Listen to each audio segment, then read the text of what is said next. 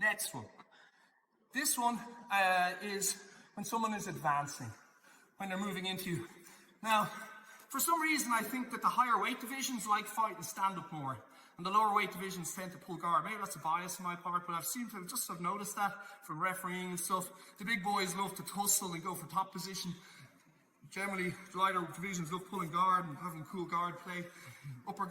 Big, heavy guys like being on top and all that stuff. So you'll see this more where they want to stand up. So we're here and he's moving out of the way, and blocking. Okay, this one again isn't so much. Actually, I'll just do it out of partner for a moment. So here, I'm moving backwards. He's advancing. So okay, we can move back as normal. Imagine we're on train tracks here.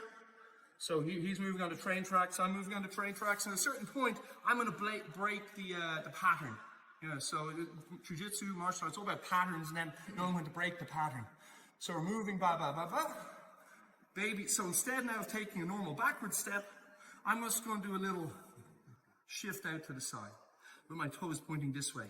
And I'm simply going to put my foot up, block his advancing foot, and pull him out over the blocked leg. Simplest schoolyard trip you've ever seen, okay? This one is nice. You don't need great timing for this. All you have to do is encourage him to push into you. So, you know, when you're learning it, you might do it off a bunch of steps. And then when you get better and tune into it more, you can probably just do it off a little bit of forward pressure. When you feel a little push into you, you can hit this one, okay? But when you're learning today, maybe do it off maybe 2 or 3 steps. You feel the timing and you feel the momentum of it. What was I going to say? Again, do it off an upper body clinch, do it off judo grips, collar tie, your choice in this one, okay? So, we're moving backwards. You don't have, and again, don't get hooked up about it. Don't look, first of all, here's a good general principle. Don't look at his feet, yeah? A couple of people, it's a common thing where you look at his feet. Once you're connected with him, you have proprioception. You don't need to look at his feet. I can tell without, even with my eyes closed, I know where his head is, I know where his foot is, I know where his elbow is, I know where his knee is, through proprioception. You don't need to look at his, for a couple of reasons. One, you let him know you're going to attack his feet maybe, and also your posture is broken and it's too easy then to break your posture down. So, as always, strong, good posture. We're here, we're moving backwards. I'm going to do it off a bunch of steps, but you could just do it off one, where, for example, if you want someone to push into you, what you do, you push into them, he pushes back, and you can hit this one, okay? So for today, as I said, do it off a few steps, you get the feel for it.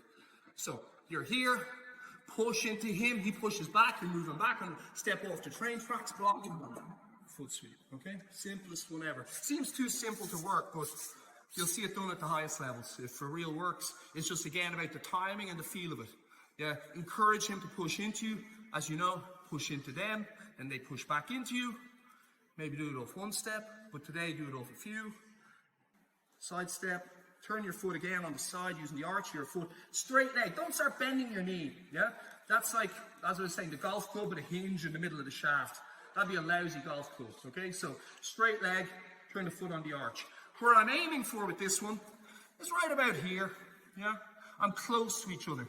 Sase Sorokomiyashi, if you want a big long mouthful of Japanese, but there you go. It's a foot block, essentially, okay? So, we're here, let's do over clinch. We're here, we're moving back. I'll do it real slow. So, we're moving 1, 2, step out to the side a little bit. As he's stepping, block. And it's a block, it's not a kick, it's not nothing fancy about it, just simply boop.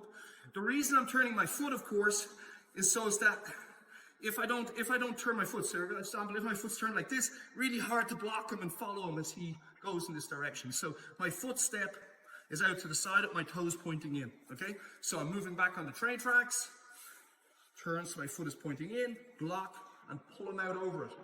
All right, one more time. I'll do it up judo grips this time. So, we're moving back, step out, block, boom. Sase Sorokomiyashi. Easy one for you, okay? Give it a try. Let's go.